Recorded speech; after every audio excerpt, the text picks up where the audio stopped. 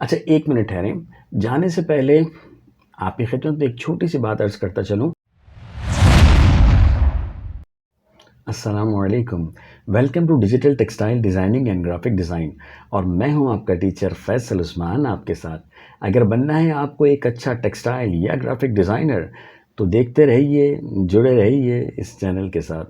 तो आज की क्लास में हम स्टार्ट करने वाले हैं एडोबी इलस्ट्रेटर और इसमें आज हम सीखेंगे workspace, user interface, document setup, artboard tool और रूलर के बारे में। तो चलते हैं अपने लेक्चर की तरफ। अच्छा, 1 मिनट ठहरें। जाने से पहले आपकी खिदमत में एक छोटी-सी बात अर्ज़ करता चलूँ कि प्रैक्टिस का होना बहुत ज़्यादा ज़रूरी है। अगर प्रैक्टिस करेंगे तो कामयाब हो जाएंगे, अगर प्रैक्टिस नहीं होगी तो कुछ ज़हन में नहीं रहेगा, सब कुछ निकल जाएगा। तो प्रैक्टिस का होना बहुत ज़्यादा ज़रूरी है। अब चलते हैं लेक्चर की तरफ। अच्छा, जब भी आप एडोबी इलस्ट्रेटर का ऑन करेंगे तो कुछ इस तरह से इन्वायरमेंट आपके सामने आएगा, ठीक है।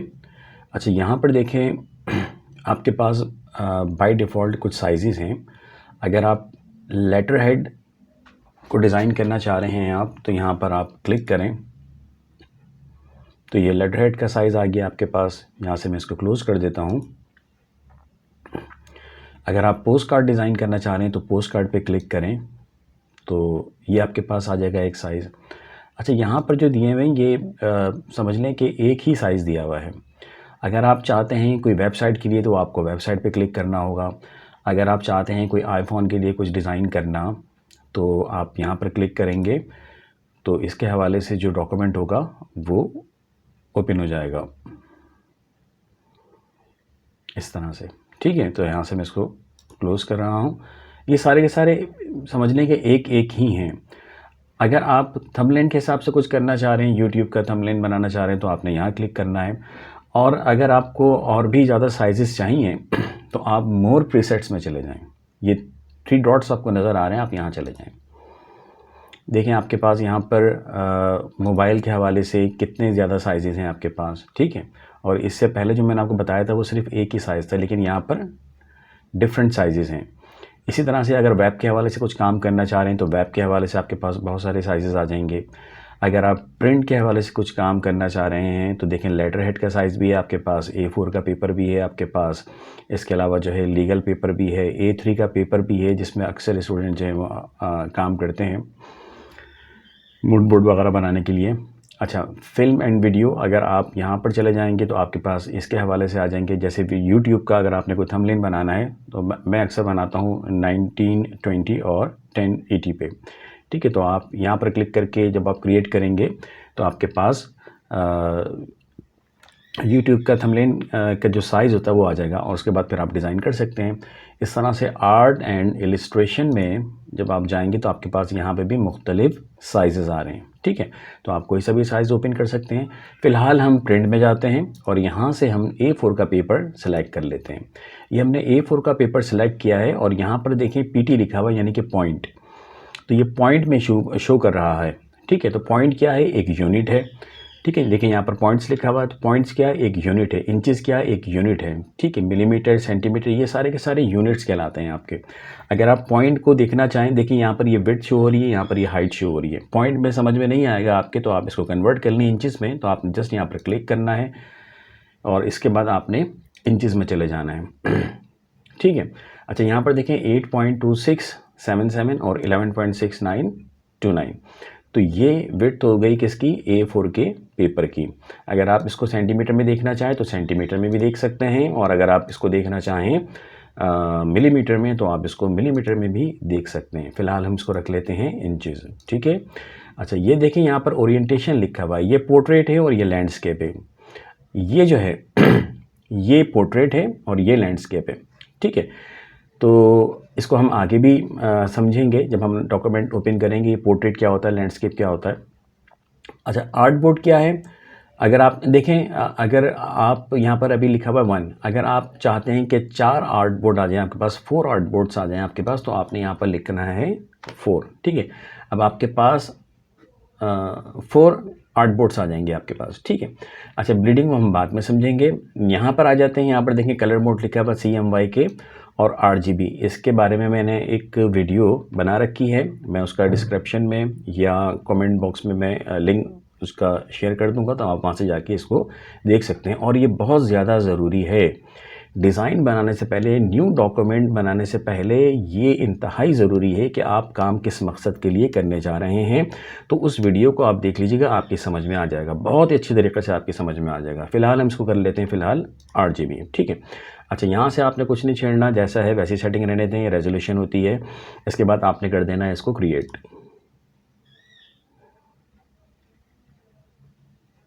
थोड़ा सा टाइम ले रहा है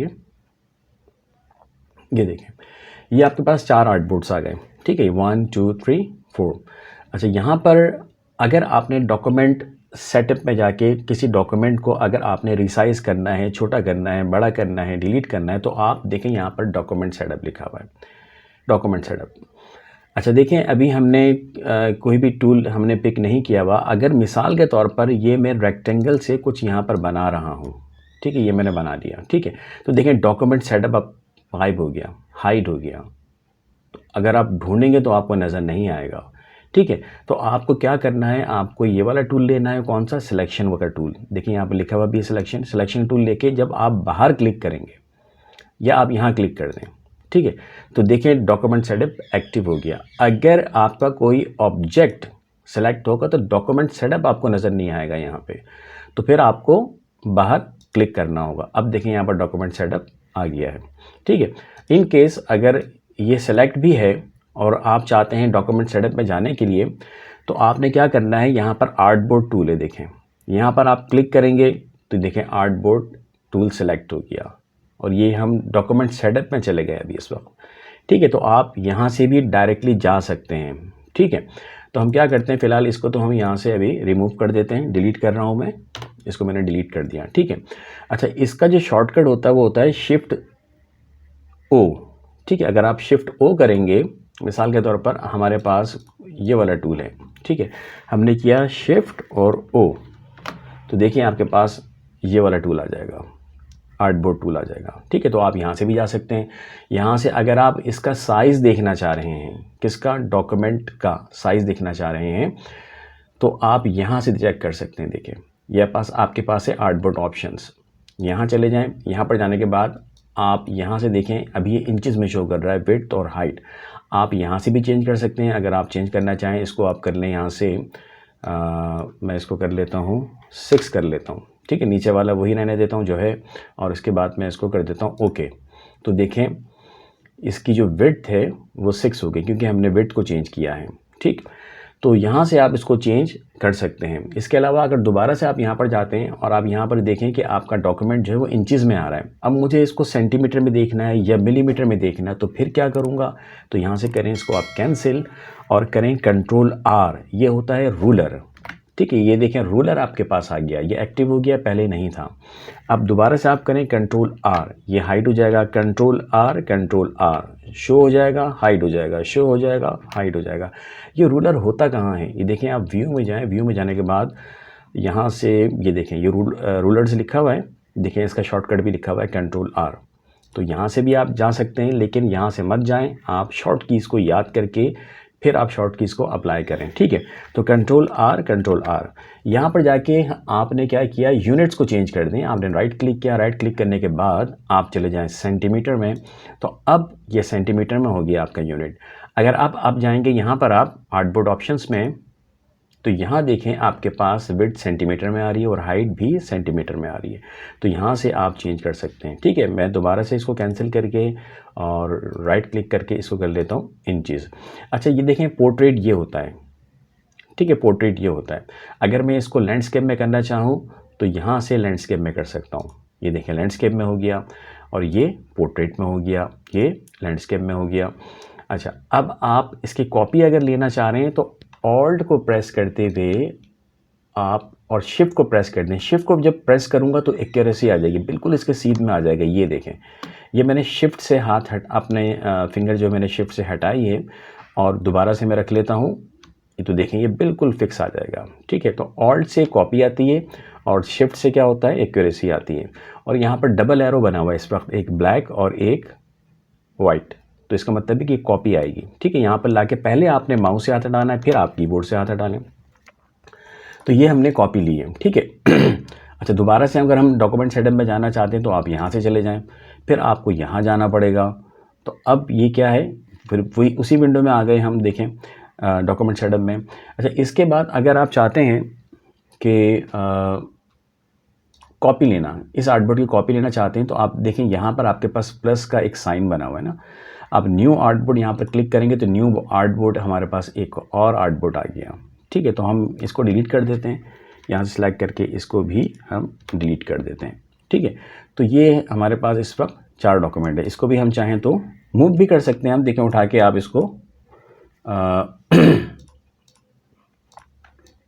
मूव भी कर सकते हैं। आप इसको आप उठा के आप यहाँ रख लें, लेकिन ऑल्ट नहीं दबाना आपने। अगर आप ऑल्ट दबाएंगे तो क्या होगा, कॉपी आ जाएगी उसकी। तो हमने इसको मूव किया है। ठीक है, तो आप ऐसे भी छोटा बड़ा कर सकते हैं, यहाँ से बड़ा कर लें, यहाँ से छोटा कर लें आप। ये आपके पास कौन सा टूल सेलेक्ट है, आर्टबोर्ड टूल सेलेक्ट है। ठीक है, तो आप छोटा भी कर सकते हैं, डॉक्यूमेंट को बड़ा भी कर सकते हैं, डॉक्यूमेंट को आप रिमूव भी कर सकते हैं। डॉक्यूमेंट को अगर आप देखना चाहें कि ये सेंटीमीटर में या इंचेस में, वो भी आप चेक कर सकते हैं आर्टबोर्ड ऑप्शन में जाकर। ठीक है। अच्छा, एक और चीज़ बता दूं मैं आपको, ये तो था हमारा न्यू डॉक्यूमेंट किस तरह से आप ओपन कर सकते हैं। देखिए, हर सॉफ्टवेयर का अपना एक यूज़र इंटरफेस होता है, हर सॉफ्टवेयर का अपना यूज़र इंटरफेस होता है। तो इसी तरह से इलस्ट्रेटर का भी अपना एक यूज़र इंटरफेस है। ठीक है, तो देखें, सबसे पहले ऊपर क्या है, आपके पास एक मेन्यू बार होता है। ठीक है, मेन्यू बार के अंदर मुख्तलिफ़ चीज़ें हिडन हैं। जब आप क्लिक करेंगे तो यहाँ पर आपके पास ये चीज़ें आ गई। एडिट के अंदर देखें, यहाँ पर कॉपी पेस्ट वगैरह ये सारी चीज़ें हैं, paste in front, paste in back. Object के अंदर मुख्तलिफ़ चीज़ें हैं, अलाइन है इसके अंदर, एंड ग्रुप है। टाइप के अंदर टाइप के हवाले से कुछ चीज़ें हैं, सेलेक्ट के अंदर सिलेक्शन के हवाले से कुछ चीज़ें हैं, इफ़ेक्ट के अंदर जाके मुख्तलिफ़ इफ़ेक्ट्स हैं आपके पास। इसी तरह से विंडो में जाके आपके पास मुख्तलिफ़ फ्लोटिंग पैलेट्स हैं जो कि राइट साइड पे होती हैं। अभी मैं आपको बता भी देता हूँ, बल्कि हम विंडो में जाके यहाँ से वर्क स्पेस जो है हम कर लेते हैं पेंटिंग। ठीक है, तो आपके पास ये पेंटिंग के हवाले से वर्क स्पेस आ गया। तो वर्क स्पेस को अभी हम बाद में समझते हैं, पहले हम यूज़र इंटरफेस के बारे में हम देख लेते हैं। लेफ़्ट साइड पे आपके पास कहलाता है ये टूल बार। ठीक है, ये टूल बार कहलाता है। बाज़ औक़ात क्या होता है कि यहाँ पर टूल्स कम आते हैं, तो आपने ये 3 डॉट्स पे जाना है और यहाँ पर चले जाना है इस वाले ऑप्शन में, और यहाँ पर देखें बेसिक हुआ है। तो बेसिक जब होगा, जब बेसिक होगा तो आपके पास यहाँ पर टूल्स जो हैं वो थोड़े से शॉर्ट हो जाएंगे, कुछ नज़र आएंगे, कुछ आपको नज़र नहीं आएंगे। तो स्टूडेंट परेशान हो जाते हैं, वो कहते हैं कि सर ये वाला टूल नहीं आ रहा या वो वाला टूल नहीं आ रहा। तो आपने कुछ नहीं करना, आपने जाना है या तो विंडो के अंदर चले जाएँ और यहाँ पर चले जाएँ आप टूल बार के अंदर, और यहाँ पर कर लें इसको एडवांस। जब आप एडवांस कर लेंगे तो आपके पास सारे के सारे टूल्स आ जाएंगे। ठीक है। अच्छा, यहाँ से ये भी जा सकते हैं आप 3 डॉट से, आप यहाँ पर चले जाएं और उसके बाद फिर आप जाएं इस वाले मेन्यू के अंदर और फिर यहाँ से आप कर लें इसको एडवांस। ठीक है, तो आप इस तरह से भी कर सकते हैं इसको, और इसको आप मूव भी कर सकते हैं। अगर आप मूव करना चाहें तो इसको आप मूव भी कर सकते हैं। इस तरह से मैंने मूव कर लिया, वापस मैं इसको यहाँ पर, ये थोड़ा सा जब हाइड होने लगेगा तो इसका मतलब है कि यहाँ पर आप इसको यहाँ पर ला के छोड़ दें। ठीक है। अच्छा, नीचे जो है ये स्टेटस बार कहलाता है। स्टेटस बार क्या होता है, मिसाल के तौर पर यहाँ पर आपके पास देखिए, अभी आपने सिलेक्शन टूल को पिक किया हुआ। अगर मैं डायरेक्ट सिलेक्शन टूल ले लूँ तो डायरेक्ट सिलेक्शन टूल आ जाएगा, अगर मैं यहाँ पर ले लूँ सिलेक्शन टूल तो सिलेक्शन टूल आ जाएगा। और यहाँ पर देखें 41.14% ये इस वक्त जूम हुआ है, यानी कि ये सेटिंग है। अगर मैं यहाँ पर जाके इसको मैं कर लेता हूँ 100%, ये रहा 100% कर लूँ तो 100% आ गया। तो इस तरह से भी आप चेक कर सकते हैं। और इसी तरह से यहाँ पर जाकर अगर मैं इसको चेंज कर दूँ 25%, तो 25% में इस तरह से शो होगा ये। ठीक है। अच्छा, अगर आपने यहाँ से पिक कर लिया आर्टबोर्ड टूल, तो अब ये आर्टबोर्ड को भी आपको दिखाएगा यहाँ पर। अब अगर मैं यहाँ पर क्लिक करूँगा तो देखें ये नंबर 1 आर्टबोर्ड है। यहाँ क्लिक किया तो यहाँ पर ये 4 आ रहा है, यहाँ पर क्लिक किया तो ये 3 आ रहा है, और यहाँ क्लिक किया तो ये 2 आ रहा है। तो इस तरह से आर्टबोर्ड को भी आप सेलेक्ट कर सकते हैं। स्टेटस बार है, यहाँ पर इंफॉर्मेशन मिल जाएगी। और ये चीज़ जो है आपके पास, ये चीज़ कहलाती है टाइटल बार। ठीक है, ये चीज़ कहलाती है टाइटल बार। टाइटल बार में यहाँ पर लिखा हुआ है अनटाइटल लिखा हुआ है। अच्छा, क्यों? ये अक्सर स्टूडेंट जो है ना यहाँ पर यूनाइटेड ही पढ़ते हैं। अभी मैंने भी यूनाइटेड पढ़ा है। अच्छा, ये स्टूडेंट अक्सर यूनाइटेड पढ़ते हैं। अगर गौर करें तो पता चलता है कि ये अनटाइटल्ड है। ठीक है, तो इसको आप अनटाइटल ही पढ़ा करें। और यहाँ पर बताया हुआ है कि कितना परसेंट जूम हुआ है, 25%, और ये कलर मोड भी यहाँ पर शो हो रहा है RGB, ठीक है, RGB शो हो रहा है। अगर आप चेंज करना चाहें तो उसको बाद में भी चेंज कर सकते हैं, लेकिन बाद में चेंज ना करें, बल्कि पहले ही आप डिसाइड करें कि आप काम किस मकसद के लिए कर रहे हैं, ठीक है। और राइट साइड पे जो है हमारी फ्लोटिंग पैलेट्स कहलाती हैं, ये फ्लूट करती हैं। अगर आपको यहाँ पर क्लिक किया आपने तो देखें ये फ्लूट किया इसने, यहाँ पर क्लिक किया तो ये बाहर आ गई इस तरह से, और यहाँ से आप इसको क्लोज भी कर सकते हैं। ये सारी की सारी पैलेट्स जो हैं आपकी, जैसे लेयर के पैलेट है, ये विंडो के अंदर होती है। और देखिए यहाँ पर चेक लगा हुआ है, तो इसका मतलब है कि ये एक्टिव है। अगर मैं यहाँ से चेक को हटा दूँ तो ये गायब हो जाएगा, ठीक है। तो विंडो के अंदर आप, ये तोता जो है ना हमारा, ये टैंटे कर रहा है, ठीक है, तो खैर इग्नोर करें उसको।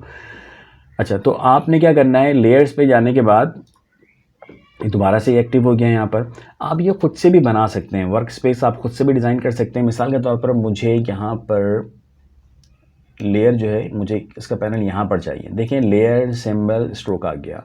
और इसी तरीके से मुझे ये लाइब्रेरीज नहीं चाहिए, तो इसको मैं बाहर निकाल के इसको मैं यहाँ से क्लोज़ कर देता हूँ। तो मैंने ये अपने हिसाब से सेट किया है इसको, ठीक है। तो मैं जाऊँगा विंडो में जाने के बाद देखें यहाँ पर वर्क स्पेस है आपके पास। वर्क स्पेस जो है वो मैं कर देता हूँ यहाँ पर न्यू वर्क स्पेस कर देता हूँ उसको मैं, ठीक है। और यहाँ पे मैं नाम भी दे देता हूँ न्यू वर्क स्पेस का, मैं इसको कर देता हूँ